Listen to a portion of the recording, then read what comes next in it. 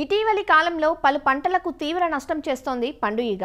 ముఖ్యంగా పండ్ల తోటలైన మామిడి, జామ, రేగు, బొప్పాయి, అరటి, తీగజాతి కూరగాయలైన బీర, కాకర, సొర, గుమ్మడి వంటి పంటల్లో దీని నష్టం అధికంగా కనబడుతోంది.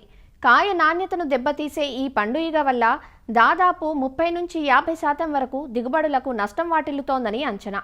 కాయలు పెరగకుండానే పండిపోతూ లోన బియ్యపు గింజ లాంటి పురుగులుంటే అది పండు ఈగ నష్టంగా గుర్తించాలి. సాధారణంగా ఈ పురుగును గమనించేటప్పటికే చాప కింద నీరులా అప్పటికే నష్టం జరిగిపోయి ఉంటుంది. కాబట్టి రైతులు సాగు ప్రారంభం నుంచే ఒక పద్ధతి ప్రకారం సమగ్ర చర్యలను ఆచరణలో పెట్టాలి. ముఖ్యంగా ఎరలను ఉపయోగించి ఈ పండు ఈగను సమర్థవంతంగా నివారించవచ్చు.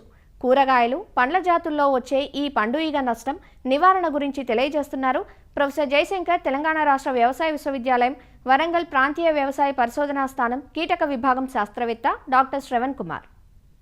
ఈ పండు ఈగ అనేది మనకు ముఖ్యంగా కొన్ని రకాల కూరగాయ పంటల్లో చాలా రెగ్యులర్గా ఎక్కువగా వచ్చి నష్టపరుస్తుంది. వాటిలో ముఖ్యంగా మెయిన్గా తీగజాతికి సంబంధించిన కూరగాయ పంటల్లో ఈ యొక్క పండు ఈగ అనేది రావడం జరుగుతుంది.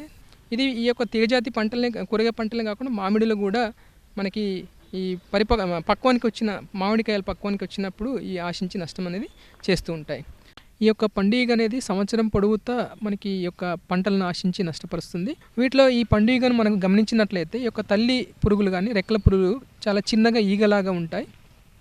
వాటి శరీరం మీద మనకి పసుపు రంగు చారలు కనిపిస్తాయి. అట్లాగే మనకి రెక్కల మీద మచ్చలు అనేది కనిపిస్తాయి.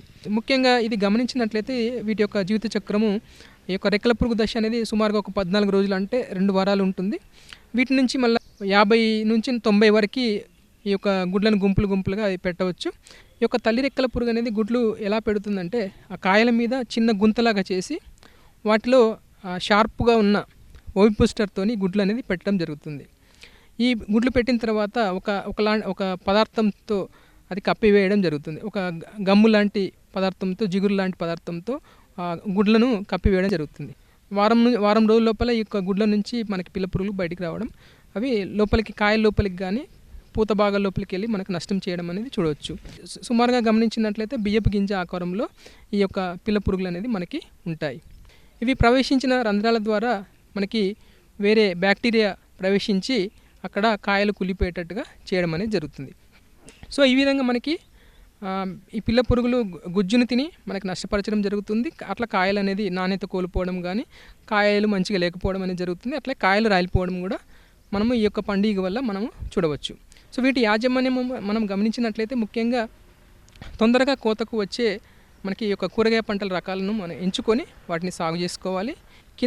కింద రాలి పడిపోయిన మనకి ఈ యొక్క పండు ఈగ ఆశించిన కాయల్ని మనకి చూసి వాటిని ఏరి వాటిని నాశనం అనేది చేయాలి. అట్లాగే కోశస్థ దశ అనేది ఈ కింద భూమి లోపల జరుగుతుంది కాబట్టి ఆ పాదుల దగ్గర మనము ఆ పారతోని కింద మీద చేసినట్లయితే లోపల ఉండే యొక్క ప్యూప దశ అనేది బయటపడి ఎండకు కానీ అట్లాగే పక్షుల బారిన పడి కానీ చనిపోయే అవకాశం ఉంటుంది. సో ఈ విధంగా కొన్ని రకాల యాజమాన్య పద్ధతులు చేపట్టాలి. అట్లాగే మనకు మార్కెట్లో ఈ పండు ఈగకు సంబంధించిన ఈ యొక్క ఫిర్మన్ ట్రాప్స్ అనేవి మనకి అందుబాటులో ఉన్నాయి.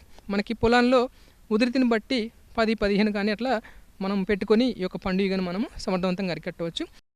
అట్లాగే మనము కూడా ఈ యొక్క పండు ఈగ యొక్క ఫిరోమోన్ మనకి ఆకర్షింపజేసి వాటిని నాశనం చేయవచ్చు. ముఖ్యంగా 100 మిల్లీలీటర్ల మలాథియాన్, అట్లాగే ఒక 100 గ్రాముల బెల్లం తీసుకుని 1 లీటర్ నీటిలో మంచిగా కరిగేటట్టుగా చేసి ఒక ద్రావణాన్ని తయారు చేసుకోవాలి.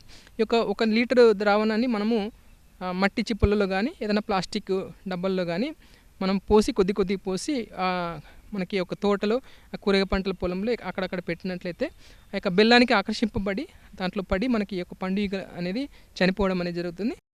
అట్లాగే మనకి రసాయనాలకు సంబంధించి మలాథియాన్ అనే మందు 2 మిల్లీలీటర్లు కానీ ప్రొఫినోఫాస్ అనే మందు 2 మిల్లీలీటర్లు లేదా వేప సంబంధించిన మందులు మనము స్ప్రే చేసినట్లయితే మనం ఈ యొక్క పండు ఈగను మనం సమర్థవంతంగా అరికట్టవచ్చు.